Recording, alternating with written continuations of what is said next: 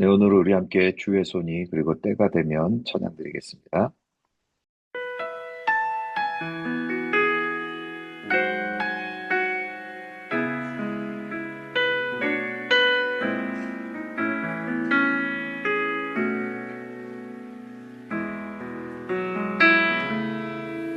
전능하신 우리 하나님, 삶에 가득한 주님의 통치, 보호하시고 지켜주시네, 복 주시고 인도하시네. 살아계신 우리 하나님, 삶에 가득한 주님의 임재, 불러주시고 채워주시네, 들으시고 응답하시네. 주의 손이 붙드시네, 흔들리는 우리의 삶을 주의 손이 고치시네. 상한 우리의 마음을 함께 찬양합시다.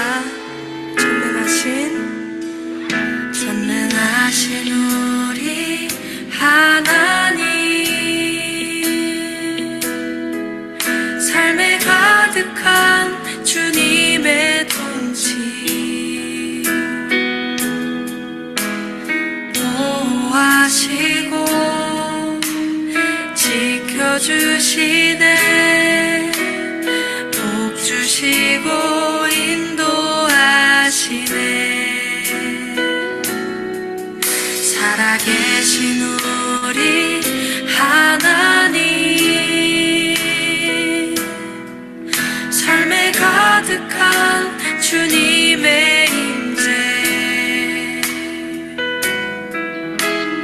불러주시고 채워주시네, 들으시고 응답하시네. 주의 손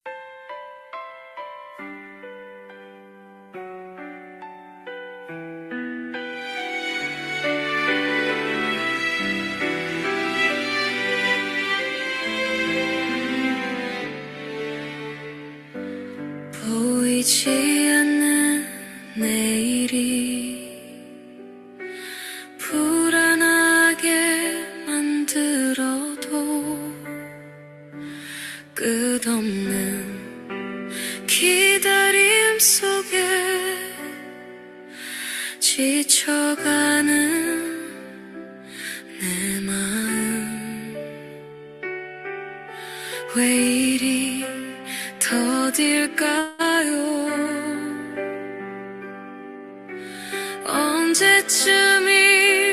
언제쯤일까요? 때가 되면 주께서 이루실 거예요. 때가 되면 주의 계획 완성되리. 내가 보지 못해도 주님은 일하고 계시네.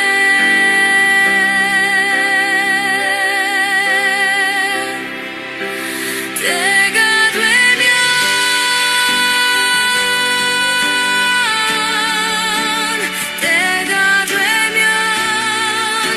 모든 것이 아름다워질 거예요.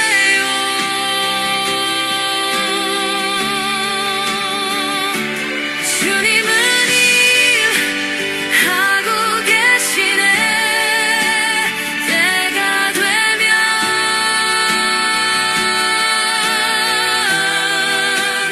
때가 되면 모든 것이 아름다워질 거예요.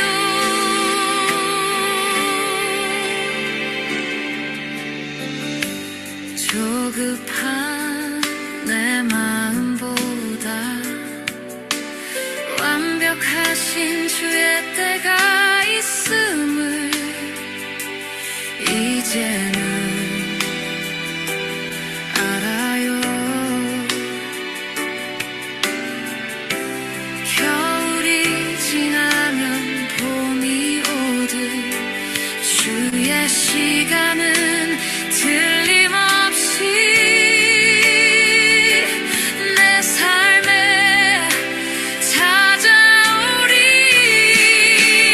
때가 되면 주께서 이루실 거예요.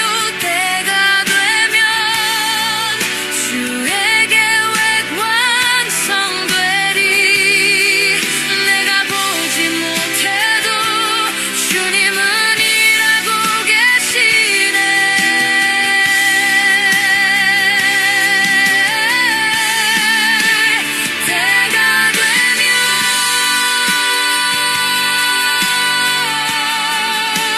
때가 되면 눈물이 기쁨으로 변할 거예요.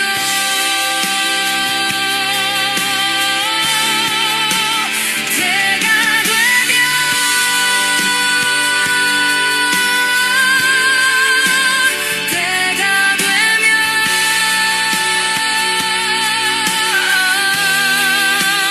모든 것이 합력하여 선을 이루리. 주의 때에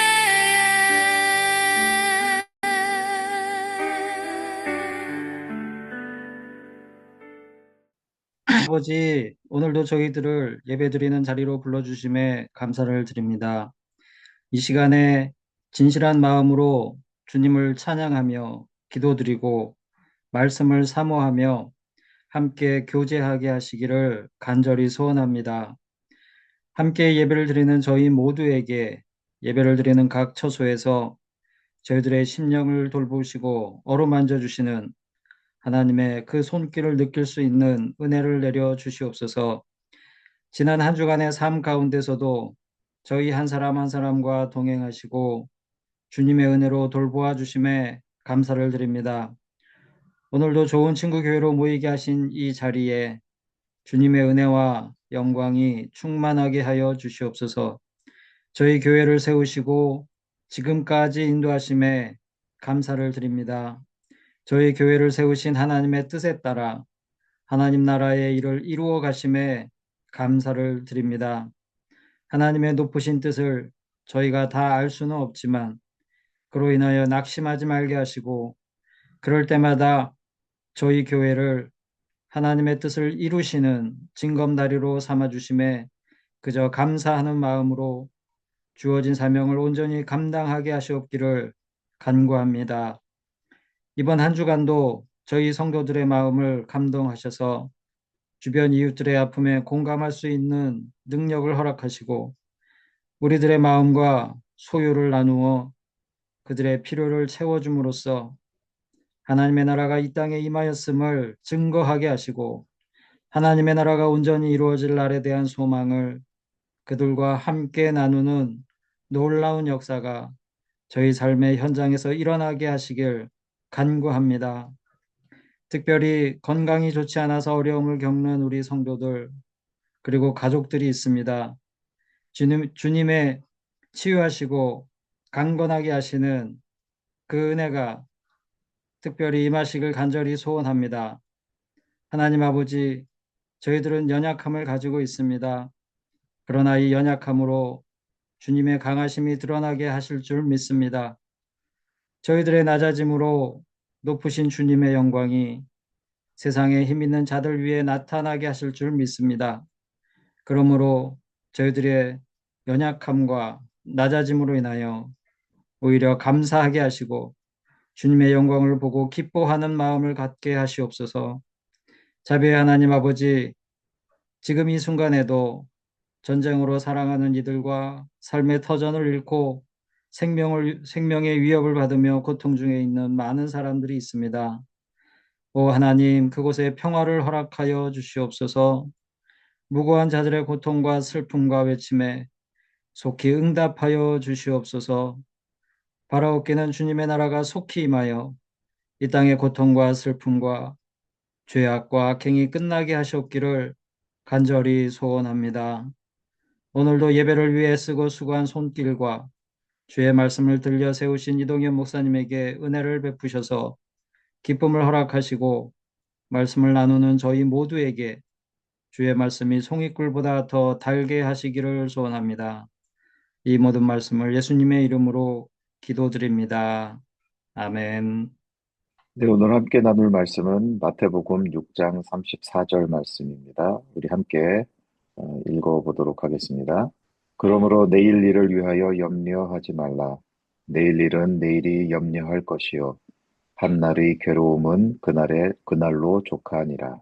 아멘. 이번 달에도 우리 좋은 친구 교회가 어려운 이웃을 돕는 손길이 되게 하신 하나님께 감사를 드립니다. 또한 돕는 일에 함께 동참해 주시고 수고해 주신 분들께도 감사를 드립니다. 네, 오늘은 이동영 목사님께서 염려하지 말라라는 제목으로 말씀 전해 주시겠습니다. 우리가 이 구원 문제라든지 이런 문제를 이런 식으로 생각을 해본다면은, 그렇다면 우리가 평소에 생각하고 있던 그런 신앙생활이라는 것도 조금은 의미가 달라질 수 있습니다. 그냥 나 혼자 착하게 주일 성수하고 교회 나가서 기도하고 예배드리고 이런 걸 넘어서서 우리가 속한 이 공동체 속에서 우리의 이웃과 함께 살아가는 그런 우리의 삶의 모습 자체가 곧 신앙생활이라는 말씀입니다. 우리가 온라인으로 예배를 하게 되면 여러 가지 장점도 많지만 가끔 가다가 불편한 점도 있는 것 같아요. 나중에 할 얘기지만 이 서머타임이라는 게 사람의 편의를 위해서 사는 건데, 이게 과연 우리가 예배하는데 편리한 것인지 한 번 더 생각을 해봐서 예배 시간을 좀 조정을 하든지 하면 좋을 것 같다는 생각이 듭니다. 오늘 제가 준비한 말씀은 마태복음 6장 말씀이에요. 마태복음 6장의 핵심 내용은 그 마지막 절에 있지 않나 싶은 생각이 듭니다. 그러니까 먹을 거, 마실 거, 입을 거 이런 것 때문에 염려하지 말라. 하나님 아버지가 다 아시고 채워주시니까 너희는 염려하지 말고 먼저 그의 나라와 그의 의를 구하라 라는 메시지가 아마 6장의 핵심 메시지가 아닐까 이런 생각이 듭니다. 한마디로 염려하지 말라라는 것이지요. 그런데 우리가 생각하는 이 염려라는 감정은 단순히 어떤 삶에 대한 걱정이나 어떤 그런 것이 아니라, 사실은 이 염려라는 감정은 하나님을 떠난 우리 인간의 어떤 근본적인 상태와도 관련이 깊습니다. 성경에서 말하는 우리 인간은 원래 이 공동체를 이루어서 살아야만 하는 그런 집단적인 존재입니다. 그리고 이런 집단적인 존재는 하나하나의 각 개체가 자기가 알아서 자기의 생존을 책임지는 그러한 존재가 아니라 한 몸처럼 연결되어서 공동체로서 이 생존을 책임지게 됩니다. 그래서 이 집단적인 존재, 이 공동체적인 존재는 그 집단에 속해 있는 한, 이 공동체에 속해 있는 한, 자기가 자기 스스로 자기의 생존을 위해서 이 앞가림하려고 염려하고 불안해할 필요가 없다라는 말씀입니다. 우리가 이 자연에서 살펴볼 수 있는 집단적인 존재, 이 공동체적인 존재의 대표적인 예는 아마도 개미가 아닐까 합니다. 이 개미는 비록 한 마리 한 마리 구별 가능한 그런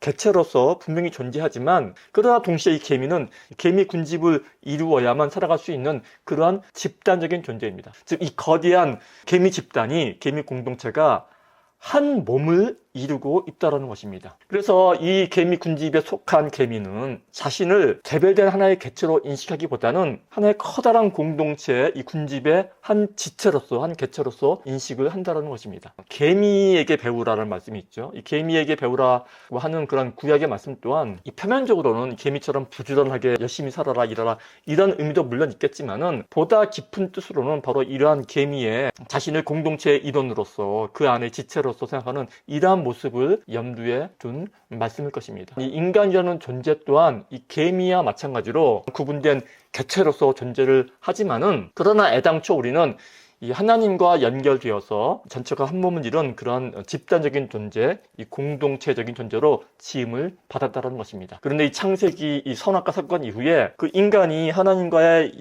그 연결고리가 끊어지면서 스스로를 개별적인 존재로 인식을 하게 되었고, 그때부터 인간은 자기가 자기 스스로의 구원을 위해서 노력을 해야만 하는 그런 존재가 되어 버렸다는 것입니다. 자기 자신의 구원을 위해서 자기의 영광, 자기의 안전, 자기의 행복, 이런 모든 것들을 자기 스스로 책임져야 하는 그러한 상태가 되어 버렸다는 것입니다. 성경은 이것을 일컬어 이 타락이라고 부릅니다. 이 스스로 선악 판단의 주체가 되어서 이 머리이신 하나님과의 관계를 끊어버린 것, 이것이 바로 이 창세기가 말하고 있는 이 죄의 본질이라는 것입니다. 이렇게 이 하나님으로부터 이 분리가 된 인간은 자기가 자기 스스로를 지키려고 도덕이라든지 윤리, 심지어는 예배와도 같은 이 선한 종교심 같은 이런 내적인 것까지도, 이런 모든 것들을 동원해서 자기가 자기 스스로의 구원과 행복을 책임지기 위해 애를 쓰고 있다는 것입니다. 그리고 바로 이러한 상태, 자기가 스스로 머리가 되어서 자기의 삶을 책임지려는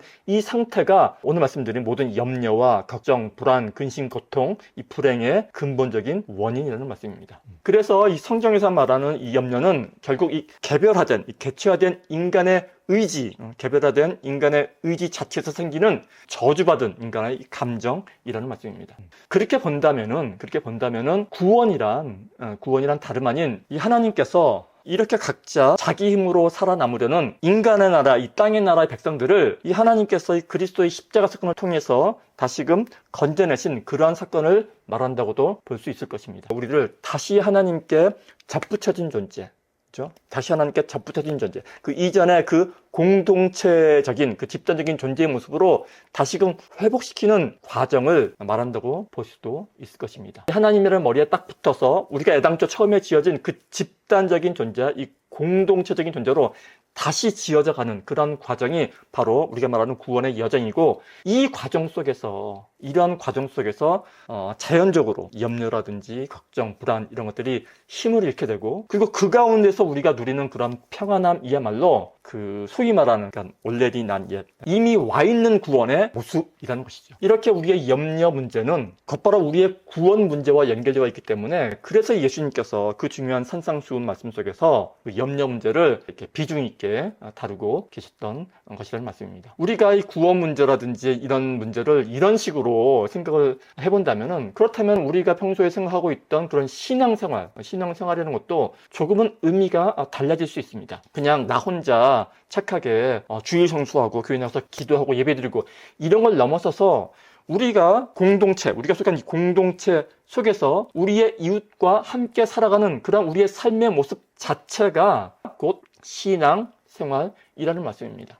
이 말씀 속에는 어떠한 의미가 속해져 있냐면은, 그러니까 우리 개인의 어떠한 도덕적인, 윤리적인 성취나 심지어는 종교적인 노력마저도 우리의 구원이나 조건의 근거가 될 수 없다라는 말씀입니다. 오늘 우리가 본문으로 살펴본 이 6장의 마지막 절이죠. 마지막 절에 보게 되면은 너희는 먼저 그의 나라와 그의 의를 구하라 라는 말씀이 나옵니다. 그의 나라와 그의 의를 구하라 라는 우리의 어떤 구체적인 행동을 요구하는 것처럼 보이는 이 말씀 또한, 이 명령 또한 우리는 바로 앞서 말씀드린 이런 맥락 가운데서 이해를 해야 할 것입니다. 그러니까 각 개인의 종교적인 열심이 우리의 구원을 좌우하는 것이 아니라는 말씀입니다. 그러니까 이제 6장이 제가 6장의 핵심은 이제 염려라고 말씀드렸는데, 이렇게 염려에서부터 시작을 해가지고 그의 나라, 그의 의, 그러니까 하나님 나라죠. 하나님 나라로 이렇게 흘러가는데, 이러한 흐름이 다음 구절인 마태복음 7장으로 넘어가게 되면은 어떤 말씀이 기록되어 있냐면은 바로 그 유명한 비판받지 아니하려거든 비판하지 말라라는 말씀으로 자연스럽게 이어지는 것이죠. 염려하지 말라, 먼저 그 의를 구하라, 그리고 비판하지 말라. 비판받지 말라 해서 이 비판이라는 말은 또 무슨 뜻일까요? 남에 대해서 일절 관여하지 말고 판단하지 말라는 그러한 뜻일까요? 그런 뜻은 아닐 것입니다. 왜냐하면 저와 여러분을 포함한 우리 모두는 필연적으로 남을 판단하고 비판할 수밖에 없는 그런 존재이기 때문입니다. 인간이란 존재는 필연적으로 자기의 영광, 자기의 의를 추구할 수밖에 없는 존재이고, 이렇게 스스로 자기의 의를 추구해야만 하는 존재는 또한 동시에 필연적으로 남을 깎아 내릴 수밖에 없다는 것입니다. 왜냐하면 나 스스로 나의 구원을 이루고자 한다면은 내가 남보다 더 의롭게 보여야 하는데, 내가 좀 더 높아 보이려면은 반드시 상대방은 나보다 덜 의롭고 좀 더 낮아 보여야 하기 때문입니다. 그래서 이 자기의를 추구하는 사람은 자기의가 강한 사람일수록 이 남을 비판하는 경향이 강하게 나타날 수밖에 없습니다. 그런데 또한 성경은 이렇게 남을 비판하는 사람은 이 눈 속에 들보를 지니고 있다고 말씀하기도 합니다. 그 유명한 예수님의 그 비유 속에 그 눈 속에 들보를 보라는 그런 가르침이 있죠. 이 말은 자기의를 추구하는 마음, 자기 사랑, 자기 숭배의 마음에서 스스로가 하나님처럼 되어서 이 선악 판단의 주체가 되려는, 사실 그게 죄의 본질인데 선악 판단의 스스로가 주체가 되려는 그런 교만한 마음, 그 자체가 바로 이 들보라는 것입니다. 구약에서도 이와 관련된 말씀이 바로 이 다윗 왕에 의해서도 우리가 찾아볼 수 있습니다. 다윗이 우리아의 아내 밧세바 사건이 있은 다음에 나단 선지자와 이야기를 나누는 와중에 양 한 마리를 빼앗아 취하는 어떤 그런 부자 이야기를 듣습니다. 자기는 많은 양을 가지고 있는데 양 한 마리밖에 없는 그 가난한 사람의 양을 빼앗아서 그 양으로 제사를 드리는 자기 욕심을 취하는 그런 부자 얘기를 나단 선지자에게 듣고 격분해서, 야, 그런 놈은 당장 죽어 마땅하다, 끌고 와서 죽여라. 그때 뭐라고 그럽니까? 그때 나단 선지자가 바로 그 사람이 바로 당신입니다, 이렇게 이야기를 하지 않습니까? 그러니까 정작 자기는 자기의 충신 우리아를 정말 죽이고 그의 아내마저 빼앗은 그런 어마어마한 죄, 즉 이 들보를 지녔음에도 불구하고 그걸 보지 못하고 그 한낱 양 한 마리 뺏은 그 부자한테 격분을 해서 잡아 죽이라고 명령을 하고 있었다는 것이죠. 사람들은 이처럼 자기 안에 있는 이 뿌리 깊은 죄성, 그 들보는 보지 못하고 외면하면서도 다른 사람의 비교적 사소한 이 티끌에만 집착을 해서 비판을 하는 경향이 있다는 것입니다. 우리가 신약에서 이 외식을 의미하는 그 헬라어 히포크라테스라는 말도 그냥 우리가 생각하는 위선, 그죠? 겉다르고 속다른 이 정도의 의미가 아니라 이 외식이라는 말은 자기가 자기 스스로를 구원하고자 하는, 그죠? 그래서 궁극적으로는 자기의 영광을 위해서 하는 모든 행위, 자기가 자기의 구원을 이루기 위해서 자기의 의를 취하기 위해서 하는 모든 행위, 여기에는 종교적인 행위가 대표적으로 포함됩니다. 모든 종교적인 행위, 아울러 모든 도덕적인 행위까지도 모두 다 이 외식일 수 있다는 말씀입니다. 이 외식하는 자의 대표적인 예가 누가복음 18장에 나오는 그러니까 종교인의 대표라고 볼 수 있는 바리새인이죠. 바리새인의 기도가 대표적으로 외식하는 자의 예가 된 것도 바로 그러한 이유에서일 것입니다. 겉보기에는 너무나 경건한데, 겉보기에는 너무나 깨끗하고 경건한데 그 중심에는 철저히 이 자기의 의를 추구하고자 하는, 그래서 이 다른 사람을 비판해서 깎아내리고자 하는 이 자기 숭배가 떡하니 자리 잡고 있었던 것입니다. 이러한 자기 의에 기반한 인간의 도덕, 윤리, 선행은 그것이 아무리 겉으로 보기에는 선해 보일지라도 결국에는 하나님의 심판을 피할 수 없다라는 게 아마 산상수훈 가운데 염려하지 말라 이 본문 가운데 숨겨진 그런 메시지가 아닐까 하는 것입니다. 우리의 신앙의 여정에서 가장 중요한 순간은 우리와 같은 신자 우리 자신 안에도 그러한 아주 그냥 외식하는 자와 같은, 성경에서는 개와 돼지와 같은 본성이라고 말씀하기도 하는데, 그러한 본성이 아주 뿌리 깊게 자리 잡고 있다는 것을 처절히 깨닫는 순간일 것입니다. 내 안에 뿌리 깊이 박힌 남을 판단하려는 그런 끊임없는 성향, 하나님의 은혜 없이는 단 한순간도 그분의 기준에 도달할 수 없는 그런 나의 철저한 무능력함, 이것을 인정하기보다는 끊임없이 남과 비교해서 그 우위에 서려는, 남을 판단하려는 그러한 성향이 바로 우리의 죄성이라는 것이고, 그러한 무능력한 자기 자신에 대한 자기 인식이 바로 이 내 눈 속에 들보가 빠진 상태라는 것이 오늘 이 본문의 말씀의 핵심이 아닌가 하는 것입니다. 그러니까 이 들보라는 것은, 들보를 빼내라는 것은 도저히 내 힘으로 어찌할 수 없는, 내가 내 힘으로 빼낼 수 없는 이 들보라는 것이 떡하니 박혀 있다라는 것을, 그것을 보고 인정하는 것, 내가 그러한 존재임을 인정하는 그 상태가 오히려 영적으로 눈이 밝아진 들보가 빠진 상태라는 말씀입니다. 이게 참 아이러니한데요. 사실 말씀을 가만히 묵상하다 보게 되면은 그런 말이 안 되는 상태가 오히려 말이 되는 그러한 경험을 참 많이 하게 됩니다. 그래서 말씀을 맺자면은, 오늘 이야기의 핵심을 제가 간단히 또 요약을 해보자면은, 우리가 세상 가운데 사는 모든 염려와 걱정, 이 불안의 감정은 우리가 애당초 어떻게 지어진 존재인지, 우리가 어떠한 존재인지를 봐도 깨닫지 못함에서 오는 그러한 우리의 어리석은 이 원초적인 감정이라는 것입니다. 그리고 이런 근원적인 염려와 불안의 감정은 우리가 원래 지어진 자리, 즉 이 창조주 하나님과의 관계를 회복하게 될 때, 이 하나님과의 관계를 우리가 회복하게 될 때에 자연스럽게 소멸하는 그러한 감정에 불과하다라는 말씀입니다. 사랑하는 우리 좋은 친구 교회 형제자매 여러분, 성경은 이렇게 우리에게 염려하지 말라라고 말씀하는데, 이 염려와 걱정과 두려움과 근심과 불안은 우리가 애당초 있어야 할 자리를 벗어났을 때 그때 오는 감정에 불과합니다. 그리고 우리가 있어야 할 자리는 언제나 하나님 나라 안입니다. 주 안입니다. 그래서 그의 나라와 그의 의가 통치하는 그런 하나님 나라 안에서는 우리는 세상이 줄 수 없는 그런 평안함을 누리게 되는 것입니다. 우리 좋은 친구의 성도 여러분, 하나님의 의가 통치하는 하나님 나라 안에서 세상이 줄 수 없는 그런 평안함을 영원토록 누리시는 그러한 저와 여러분들 되시기를 이 시간 우리 예수님의 이름으로 기도합니다.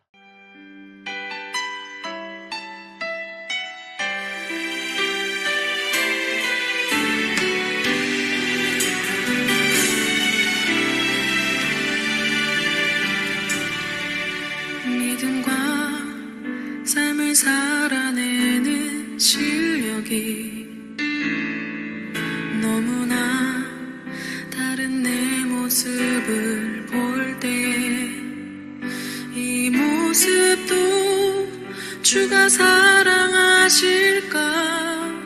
자신 없는 내 모습 그저 주님 앞에 있네. 자도 사랑하여 주시고 한 번도 나를 떠나지 않으셨네. 아픔 속에 주를 작게 여긴 날 꾸짖지 않으시고 내 손 잡아주시네. 오직 주님 안에 두려움없네.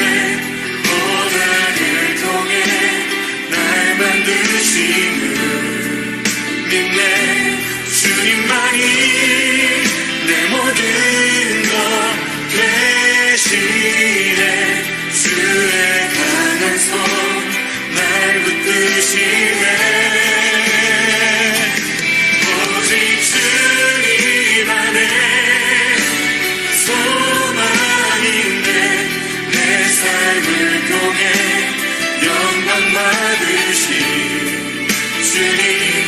주님만이 내 모든 것 되시네.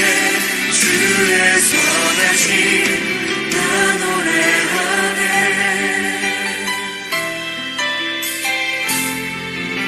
믿음으로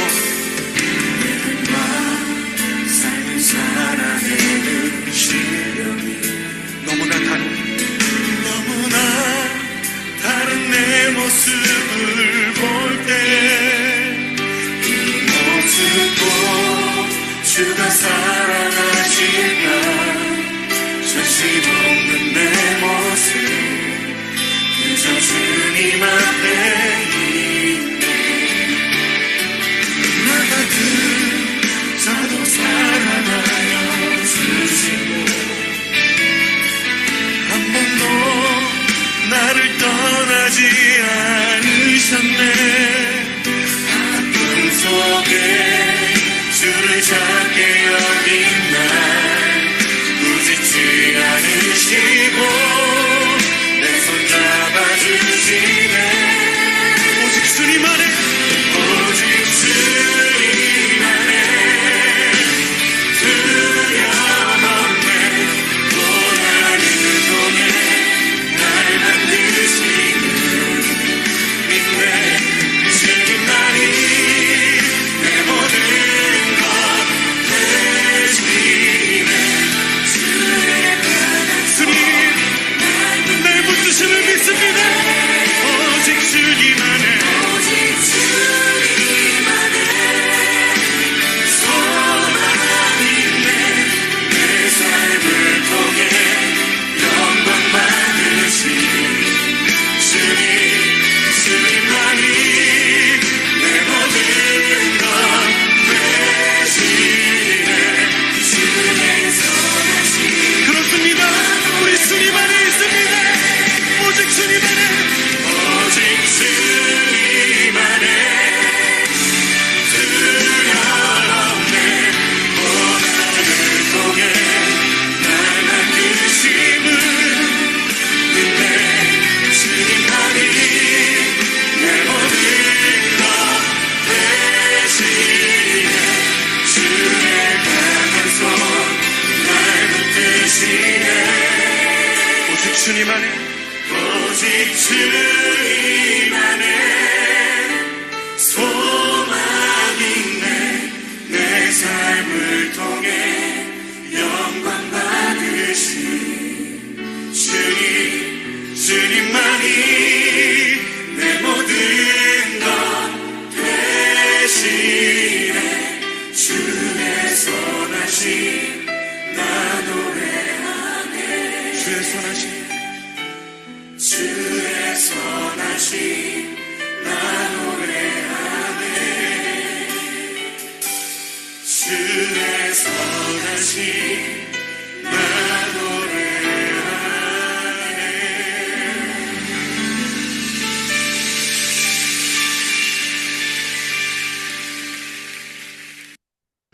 지금은 우리 구주 예수 그리스도의 은혜와 하나님 아버지의 사랑하심과 성령 하나님의 교통 교제케 하심이 오늘 시간 우리 함께 예배하는 우리 좋은 친구 교회 공동체와 그의 가정과 이웃과 사회 공동체 위에 이제로부터 영원토록 함께 있을지어다. 아멘.